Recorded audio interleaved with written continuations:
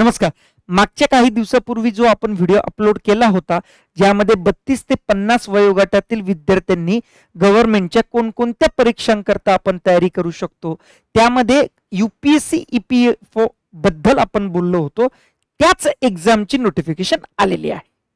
म्हणजे हे असे विद्यार्थी जे ओपन कॅटेगरीमध्ये असून वयाची 30, 32, 35 पर्यंत पोहोचलेले आहे, त्यांच्याकरता सुद्धा ही वर्ल्ड बेस्ट अपॉर्च्युनिटी आहे. आणि याच्यापेक्षा जास्त 2 ते 5 वर्ष वेगवेगळ्या कॅटेगरीला रिझर्वेशन भेटतं, तर त्यांच्याकरता ही एक सुवर्ण संधी आहे. कारण की ही UPSC कडून घेतली जाते आणि ही ग्रुप A लेवलची पोस्ट आहे. ठीक आहे, ग्रुप A लेवलची. तर बघूया एक्झॅक्टली काय असणार आहे. EO काय असतं, AO काय असतं, APFC काय असते. ठीक आहे, सिलेबस काय आहे, पेपर पॅटर्न काय आहे, सगळं सांगतो. सुरुवात करूया. हा employees provident fund organisation EPFO ऑर्गनायझेशनचं नाव आहे, पण एक्झाम घेते UPSC. ठीक आहे, सुरुवात करण्याच्या पहिले एक गोष्ट सांगून देतो. एक नवीन तुमच्याकरता आपण एक बॅच घेऊन येत आहोत आणि ही बॅच पहिल्यांदाच मी सांगत आहे की ही बॅच आहे अंकगणित आणि बुद्धिमत्ता, मॅथ्स आणि रिझनिंग येणाऱ्या कंबाईन येणाऱ्या पूर्व परीक्षेबद्दल असणार आहे. 2025 ची जी 9 नोव्हेंबर आणि 30 नोव्हेंबरला जी अपेक्षित आहे डेट, त्यानुसार एक PYQ बॅच आहे, फक्त PYQ. मी याच्यात दुसरं काही शिकवणार नाही. याच्यात तुम्हाला आतापर्यंत आलेले 2017 पासूनचे सर्व PYQ आणि त्याला एक्झाम मध्ये बघा, PYQ सॉल्व्ह करून दाखवणे खूप मोठी गोष्ट नाहीये, पण त्याला एक्झामचा अप्रोच काय असायला पाहिजे आणि कमी वेळेमध्ये कशा प्रकारे आपण सोडवू शकतो, ते सर्व मी टोटल करून घेणार आहे. एके प्रकारे तुमची रिव्हिजनच होऊन जाईल. ठीक आहे, तर ही बॅच 2 सप्टेंबर पासून आपण चालू करणार आहोत. ऑलरेडी मी ऍप मध्ये बॅच लॉन्च केलेली आहे, जाऊन तुम्ही एकदा बघू शकतात. या बॅच सोबत मी तुम्हाला PDFs वगैरे प्रॅक्टिस सेट सगळं देऊन टाकणार. Don't worry at all. ठीक आहे, सुरुवात करूया. अच्छा, ही बॅच ऑलरेडी रनिंग मध्ये चालू आहे. ही बॅच तुम्ही जॉईन करू शकता. जर बॅच मध्ये तुम्हाला चॅप्टर्स वेगवेगळ्या प्रकारे त्याचे टाईप शिकायचे असेल तर त्यांच्याकडे ही बॅच आहे, नाही तर ओनली PYQ ची तर ती बॅच आहे. टायमिंग वगैरे मी नंतर सगळं अपडेट करणार. आणि ही पोलीस भरतीची बॅच वर्ल्ड बेस्ट बॅच आहे. पोलीस भरतीची अपकमिंग नोटिफिकेशन येणार आहे, त्यामुळे लवकरात लवकर ही वाली बॅच म्हणजे डाउनलोड करून जॉईन करून घ्या. कारण की 50% सिलेबस आहे आणि आत्तापासून कव्हर केलं तर ते कुठं होणार आहे कव्हर. ठीक आहे, चलो. तर EPFO असणार आहे, युनियन पब्लिक सर्व्हिस कमिशन द्वारे ही एक्झाम घेतली जाते. 2 वेगवेगळे आहे, एक एन्फोर्समेंट ऑफिसर, एक अकाउंट ऑफिसर आणि एक assistant provident fund commissioner APFC. ठीक आहे, कमिशनरचं नाव लावलेलं. ग्रुप A ची एक्झाम आहे. 200 टोटल 30 पोस्ट आहे, एवढंच असतात लगभग. तर 29 जुलै पासून सुरुवात होणार आहे रजिस्ट्रेशन. अजून टाइम आहे, तर मी अपडेट करून टाकणार. खाली लिंक बॉक्स मध्ये तुम्हाला डिस्क्रिप्शन मध्ये ती लिंक भेटून जाईल. जशी मी आता IB ची एक लिंक अपडेट केली आहे. ठीक आहे, IB च्या 2 एक्झाम आलेल्या आहेत. तर याच्या पेपर पॅटर्न बघा, पहिले रिटर्न टेस्ट असते, त्याच्यानंतर डायरेक्ट इंटरव्ह्यू असतो, 2च लेवल असतात. त्याच्यानंतर डायरेक्ट डॉक्युमेंट व्हेरिफिकेशन वगैरे वगैरे. इंग्लिश आणि हिंदीमध्ये हा पेपर सेट केला जातो. मराठी मीडियम इथं नाही आहे. आणि प्रोबेशन पिरियड 2 वर्ष, ते ठीक आहे, इट्स ओके. मेनली बघून घेऊया. 22 कालच याची नोटिफिकेशन आली. 29 तारखेला रजिस्ट्रेशनला सुरुवात होणार आहे. क्लोजिंग डेट 18 ऑगस्ट आहे आणि मे बी प्रोबेबल डेट 30 नोव्हेंबरला असणार आहे. तर इथून तुम्ही जर पकडलं तर आता जुलै महिन्यात गेला समजूच, ऑगस्ट, सप्टेंबर, ऑक्टोबर आणि नोव्हेंबर 30 आहे ना, किंवा त्याच्या पुढेच असेल, तर इथूनही 4 महिने तुमच्याकडे आरामात होऊ शकतं. कसं करायचं, काय वाचायचं, काय सिलेबस आहे, इन डिटेल सिलेबस काय, सगळं मी देणार. ठीक आहे, टोटल वेकेन्सी 230, त्याच्यामधून EO AO 156 आणि APFC 74. ओपन मधले 78 आहे, बाकीचे रिझर्वेशन कॅटेगरी आहे. एकदा सांगून देतो बघा, नॅशनॅलिटी इंडियन पाहिजे, बाकीचे तुम्ही नेपाळ भूटानचे असले तरी चालतात, तिबेटियन रेफ्युजी असले तरी चालतात. ठीक आहे, फक्त बॅचलर डिग्री लागते बस. असं नाही की थर्ड इयर लास्टला आहे सर ॲपियर म्हणून चालतं का, नाही, बॅचलर डिग्री पाहिजे तुमच्याकडं. ठीक आहे, एज लिमिट 30 आहे. बघा कशाला, EPFO ला एन्फोर्समेंट ऑफिसर, अकाउंट ऑफिसर 30 लागते एज. ओपनला, ओपन याच्यामध्ये रिलॅक्सेशन आहे. मग सर तुम्ही थंबनेलवर 35 का सांगतो ना बे. नंबर ऑफ अटेम्प्ट, असं अटेम्प्ट लिमिट वगैरे काही नाही आहे, किती वेळ एक्झाम देऊ शकतात. आणि इंडियन सिटीजन पाहिजे. जर पुढे गेले एपीएफसी ला, इथं बघा 35 एज आहे, तर तुम्ही याला अप्लाय करा. जर त्याला पण अप्लाय करू शकतात तर दोघांना अप्लाय करा. आता हॅप्पी 35 वाले खुश, ओपन वाले. ठीक आहे. तर रिलॅक्सेशन बघा, एससी एसटी त्या 35 मध्ये 5 ते 40, त्या 30 मध्ये 5 ते 35 असं. ओबीसी 3 वर्ष, एम्प्लॉय ऑफ ऑलरेडी असेल, पीएच पीएच पीएच म्हणजे हँडिकॅप, ते बघून घ्या कॅटेगरीज. त्यानंतर हे आहे 25 रुपये फीस. आता बघा याला म्हणतात खरं फक्त 25 रुपये फीस आहे, ते पण फक्त जनरल ओबीसी ईडब्ल्यूएस ला. Female candidate, handicap candidate, SC ST candidate free आहे, फ्री.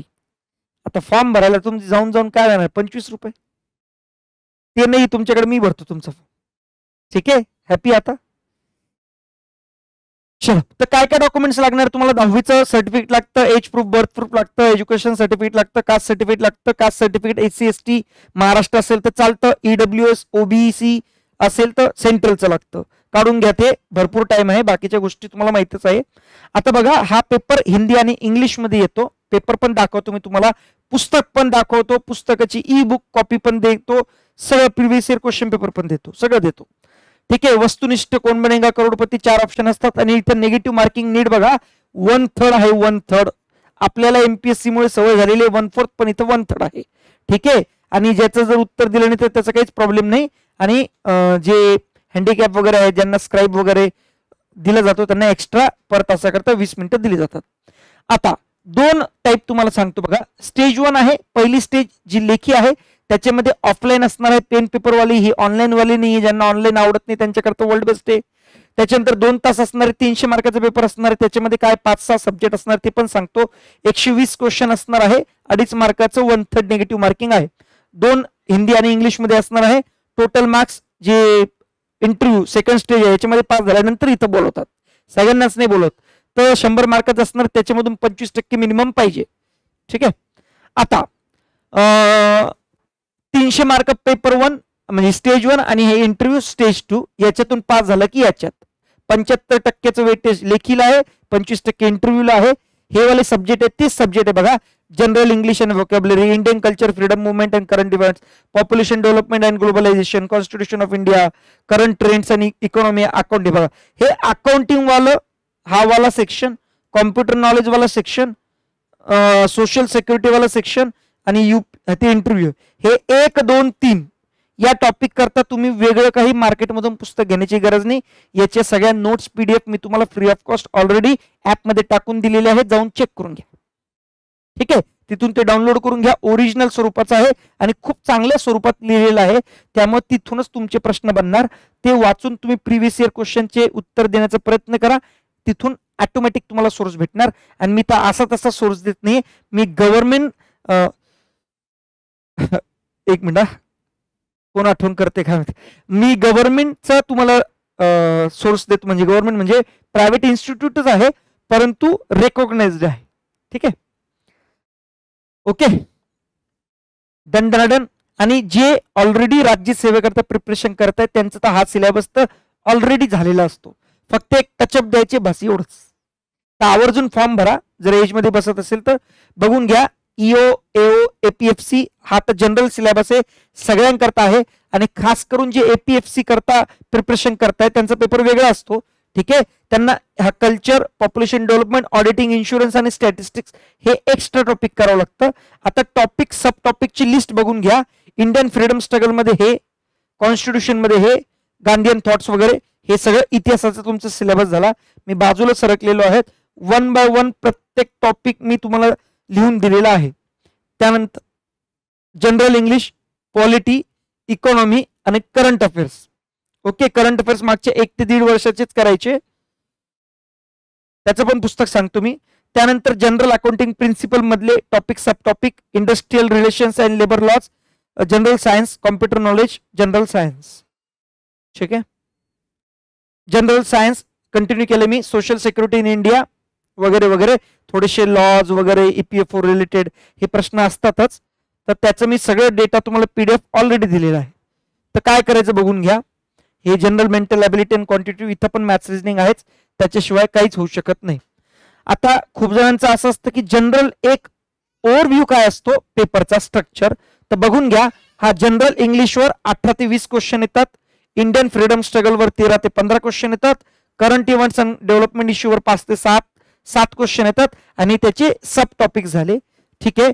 त्यानंतर इंडियन पॉलिटी 5 ते 7 प्रश्न येतात, जनरल अकाउंटिंग प्रिन्सिपलवर 8 ते 10 प्रश्न येतात, general science knowledge and computer 8 ते 10 क्वेश्चन येतात.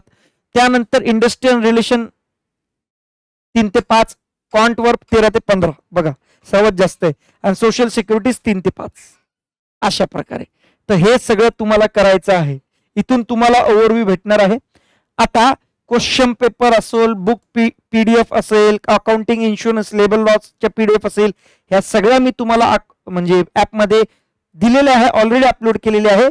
पहिले ॲप डाउनलोड करा, ॲपची लिंक खाली डिस्क्रिप्शन बॉक्समध्ये दिलेली आहे, नाहीतर स्क्वेअर अकॅडमी ऑनलाईन असं सर्च करा प्ले स्टोअरमध्ये, प्ले स्टोअरवर पण भेटेल. फक्त iOS-वर थोडंसं वेगळी प्रोसिजर आहे, मला व्हॉट्सअप करा, व्हॉट्सअप नंबर दिलेला आहे, तिथून मी तुम्हाला सांगतो. Go to free material section आणि त्याच्यामध्ये एक सेपरेट फोल्डर आहे EPFO, त्याच्यामध्ये हा सगळा डेटा भेटेल तुम्हाला. आता क्वेश्चन पेपरवर येऊया. बघा हा वाला 2023चा लेटेस्ट क्वेश्चन पेपर आहे, 2023चा.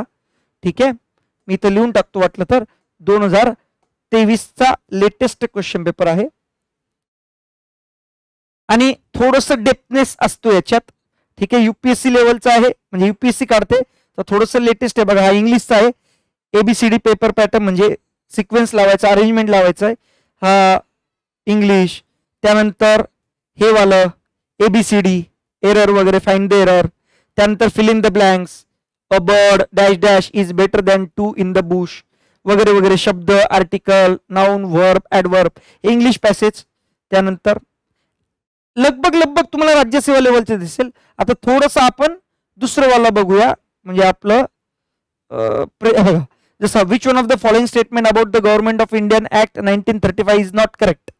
कोणतं वाक्य 1935च्या ऍक्टचं बरोबर नाहीये, नाही वाला विचारलंय, अशा टाईपचं. मग 1 2 3 4 त्याच्यातून ओळखायचंय किंवा असं जोडायला हवा. एकदम डिक्टो UPSC लेवलचा आहे, UPSC स्वतः सेट करते. आणि इंग्लिश आणि हिंदीमध्ये येतो, जसं हे इंग्लिशमध्ये आहे, परत तसं हे हिंदीमध्ये आहे. मराठीमध्ये पेपर नसतो, 1/3 निगेटिव्ह आहे. ठीक आहे, अजून एक दाखवतो. हे इकडे बघा, हा वाला R गुप्ताचंच पुस्तक घ्यायचं तुम्हाला, माझा यांचा काही संबंध नाही, पण मी तुम्हाला जे बेस्ट आहे तेच सांगणार आहे. हे पुस्तक घेतल्यानंतर तुम्हाला दुसरं काही करायची गरज नाही. हे बघा 2025चं लेटेस्ट एडिशनचं पुस्तक आहे. ठीक आहे, 2023चे पेपर आहे, 21चा पेपर, 17चा पेपर आहे. Indian freedom struggle, polity, economy, industrial relation आणि लेबर लॉ सगळं दिलेलं यांनी. ठीक आहे, मोठे नाही होत करे.